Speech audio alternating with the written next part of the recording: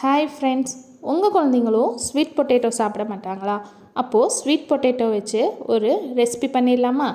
வேக வச்ச ஸ்வீட் பொட்டேட்டோவை தோல் நீக்கி இந்த மாதிரி நல்லா மசிச்சு எடுத்துக்கலாம். அது கூட தேவைக்கேற்ப கோதுமை மாவு இதில் ஆட் பண்ணுறேன். கொஞ்சமாக உப்பு சேர்த்து நல்லா பிசைஞ்சு எடுத்துக்கலாம்.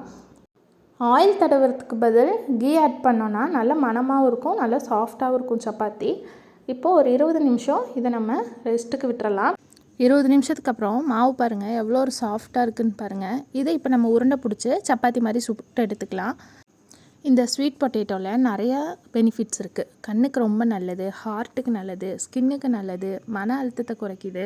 அது போக செரிமான பிரச்சனைக்கும் இது ரொம்ப நல்லதாக இருக்குது. மூளைக்கும் நல்லது. இதில் விட்டமின் ஏ, சி, ஆன்டி ஆக்சிடென்ட்லாம் நிறையா இருக்குது. இவ்வளோ பெனிஃபிட் இருக்கிற ஸ்வீட் பொட்டேட்டோவை குழந்தைங்க சாப்பிட மாட்டேன்னு சொன்னாங்கன்னா நம்ம விட்டுற முடியாதுல்ல. அதுக்காக தான் இந்த ஒரு ரெசிபியை உங்கள் கூட நான் ஷேர் பண்ணியிருக்கேன். பாருங்கள் எவ்வளோ சாஃப்டாக இருக்குன்னு. இப்படியே என் பொண்ணு சாப்பிட மாட்டா அப்படின்னு சொன்னீங்கன்னா இந்த ஒரு மெத்தடையும் ட்ரை பண்ணி பாருங்கள். தோசைக்கல்ல 2 ஸ்பூன் எண்ணெய் ஊற்றி, எண்ணெய் சூடானனையும் ஒரு முட்டை இந்த மாதிரி கலக்கி வச்சுருக்கேன். இதையும் நம்ம தோசைக்கல்ல சேர்த்திடலாம்.